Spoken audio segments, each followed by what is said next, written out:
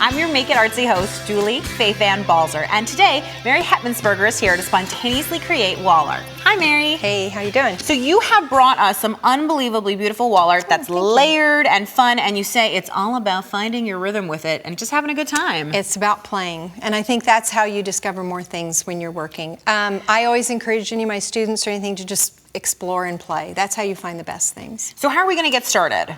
Well, first of all, we have several different options. The main thing is don't be afraid to mix your materials. I think that so many people get all wrapped up into one or the other. Well, it's also like, I know we're talking about doing wall art and stuff, and obviously you start with a canvas or a wood panel or something like that, and then you can either paint it or collage it or whatever. Exactly. And I like how you've done sort of these spontaneous polka dots, you've got some dashes, just really simple paint designs, but you could also use a box, a flat piece of paper. You can do whatever you want. Apron. I mean, you could do this with a lot of different things. Exactly.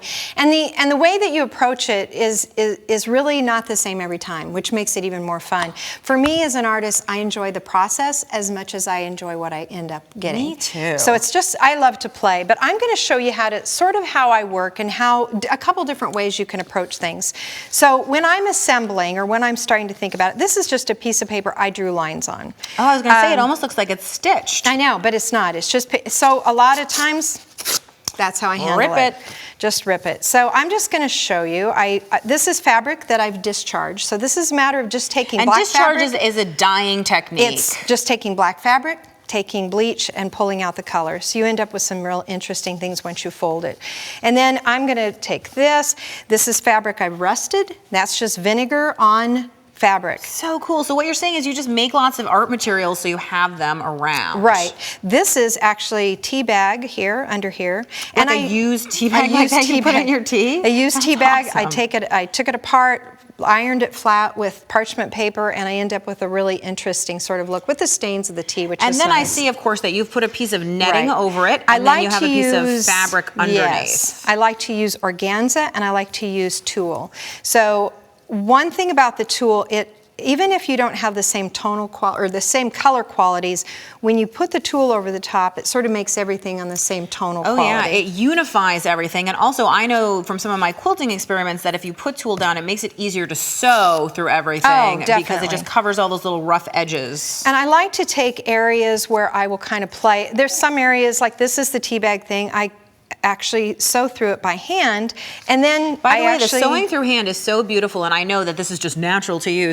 But these little, I think sometimes people call them chicken stitches. Yeah, they're gorgeous. And what I like is you are mirroring several things over and over again, and I think this is so cool about your design aesthetic. These little lines mirror these little lines. You know, the tea bag here, some of the dyeing and stuff. It has a similar quality to it. The other thing is, I always say it's really important to pick your palette. Don't get like every color in the rainbow. If you do, then you got to go that way. But otherwise, sort of pick what will work together. And if we look over at your materials, I think what we'll see is you have picked your palette, because we definitely see the browns and the rusts, and that's mustards, and even some red, but it's more of a browned out red. Exactly. It's varying shades of mud, as a friend would tell me. But I like to add a little bit of shine. So I will add, a lot of times I'll add either like a glitzy color, just a tad, or on some of these that I'll show you in a minute, I'll add metal. I mean, a majority artist.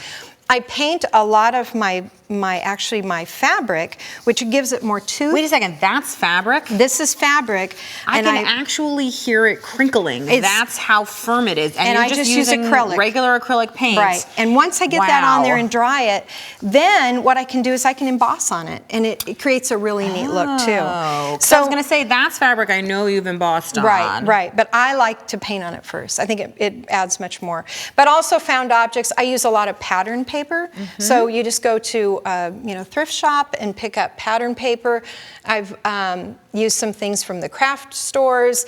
I've actually woven copper foil and birch bark together. So just so you created, again, that little textile. Just another little bit of another interesting thing. So cool. So once I get everything layered up, I have a couple of choices. I can either start by saying, okay, that's what I'm doing, so I'm going to take this and now I'm going to glue it to a canvas and begin, or I can actually stitch it all together and assemble it and then do that. Right, and then we have a couple pieces here just because I want to continue to talk about some of the design choices you're making because I think they're so interesting. You talked about shine, and I can see right here you have actual metal. Right. Put right in there. We obviously don't want to sew through that on a machine, but I notice you have some hand stitching on here where you've done it. And these layers, I can either take this and turn around and, like I said, disassemble it, then put it back together like I did over here, or I can sew it all together like on this piece. This one's all sewn together. And what's kind of fun about that is I can make it very embedded and very, very dense,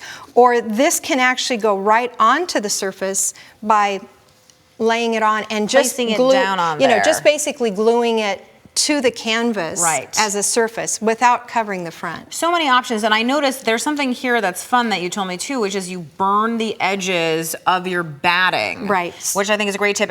But for safety's sake, let's talk about how you do that. So you just light it on fire. I just have a propane torch. I roll it really tight. Have a bucket of water. Start to light just the edges, and then quench. Okay, so now let's talk about this, which is again, I see all those elements that we already talked about, right? Right. You are using the same sort of discharged fabric, things that have been rusted, book pages that have a nice color on them. You've got the tulle over it. Here's some of the embossing that you talked about right here, and you can really see that shininess. And even more shininess, again, you have some metal here, which stays in your color palette. And if you talk us through this one here, let's talk about the elements that you have there. Now this is an interesting piece of fabric. This is taking flour and water and making a paste, putting it over the fabric and letting it dry and breaking it and then taking it all off, washing it off. And you know, one of the rules that I love that you're breaking is this metal is actually on top of the tulle. It's not under. So that tulle doesn't always have to be the top layer. And you can see, you know, here's another one that's completely stitched and finished, which you could either mount on top of a canvas or not. And if we look at some of the finished pieces here, you'll see these canvases have something that's a little more subtle in the background, less of a pattern than some of the samples we've shown. In this one, obviously, you can see that the pieces on top of it, this one, it seems to cover the whole thing. They have a kind of encaustic look. And what have you done for that? Just covered it on top with gel medium? Just covered with a matte medium. And you can go back in at that point if you want to stitch embellishments on the surface. You know, you can take, one thing is always pick repetition. So you could take a bunch of washers, or you could come back in with nails. Just a tapestry needle and you got it. So awesome. So, you know, if we look at the last three, you can see working in a series there full of imperfections and exploring. And you know what I'm going to take away from this segment is I'm going to take away the idea that I can just create with what I have, have all my favorite colors, make lots of beautiful things, and embrace all of that imperfection.